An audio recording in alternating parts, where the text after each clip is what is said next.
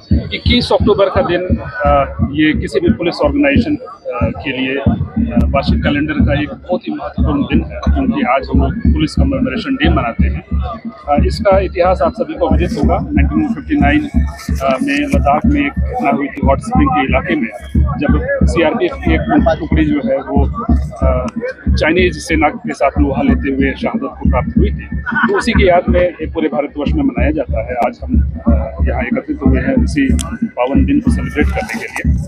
Total 191 पुलिसकर्मियों ने कर्तव्य की बलि देकर अपने प्राणों की आहुति इस साल दी है, जिसमें से 14 पुलिसकर्मी जम्मू कश्मीर के दिए और जिसमें 4 वो शहीद पुलिसकर्मी हैं जिन्होंने कठुआ में एनकाउंटर के दौरान अपने प्राणों की आहुति दी थी, और बाकी कुछ डिपार्टमेंट बाकी विंग्स के भी है, जैसे कुछ ट्रैफिक पुलिस कांस्टेबल्स हैं, कुछ बाकी विंग्स के हैं। तो कुल मिलाकर के ये नंबर जो है 14 बनता है।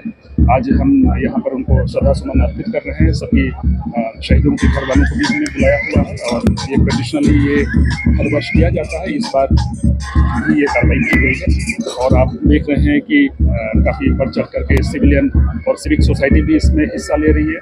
इसमें पब्लिक रिप्रेजेंटेटिव माननीय एमएलए साहिबान भी यहाँ पर श्रद्धांजलि अर्पित करने आए हुए हैं और इसमें रिटायर्ड सर्विंग दोनों तरह के पुलिसकर्मी यहाँ मौजूद हैं। इसके अलावा सिविल ऑफिसर्स भी यहाँ मौजूद हैं। आंतरिक सुरक्षा पुलिस की सबसे अहम जो चार्टर ऑफ ड्यूटीज़ का सबसे अहम जो रोल है वो का जो पार्ट है वो इंटरनल सिक्योरिटी को बहाल रखना है, और इंटरनल सिक्योरिटी को बहाल रखने के क्रम में हमें जो भी कुर्बानियाँ देनी होती हैं उसके लिए हम तैयार रखते हैं। जहाँ तक आतंकवाद का सवाल है, आतंकवाद से पिछले 35 वर्षों से जम्मू कश्मीर पुलिस लड़ाई लड़ रहा है और ये खून की आखिरी अंतिम कतरे तक ये लड़ाई जो है वो जारी रखेंगे जब तक कि एक आतंकवादी यहाँ से उसका सफाया हम करने में सफल नहीं। तो जिस तरह से पाकिस्तान की इंटरनल सिचुएशन है, अफगानिस्तान के साथ उसका कॉन्फ्लिक्ट चल रहा है, तो उसको देखते हुए यहाँ की जो सिक्योरिटी है उसको किस तरह से रिव्यू किया जा रहा है, क्योंकि अब आगे विंटर भी आ रहा है और उससे पहले जो दरे हैं फिर बंद हो जाते हैं।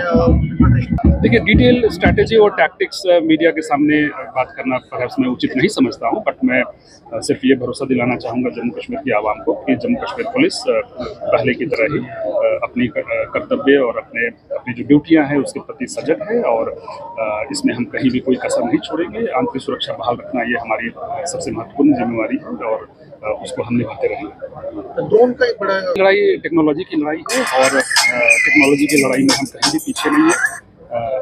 आपको मालूम है, अपराधी आतंकवादी ये नई नई तकनीकें लेकर के आते हैं ताकि वो सुरक्षा कवच को भेजने में सफल हो सकें, लेकिन हमारा सुरक्षा कवच जो है वो भी हर दिन अपने आप को इवॉल्व कर रहा है और हमारी कोशिश ये रहती है कि आतंकवादियों और अपराधी जिस टेक्नोलॉजी का इस्तेमाल कर रहे हैं उससे हम 2 कदम आगे देखिए, जिस तरह से पॉपुलेशन बढ़ रहा है उस तरह से हमारी जिम्मेवारियां हैं वो भी बढ़ रही हैं।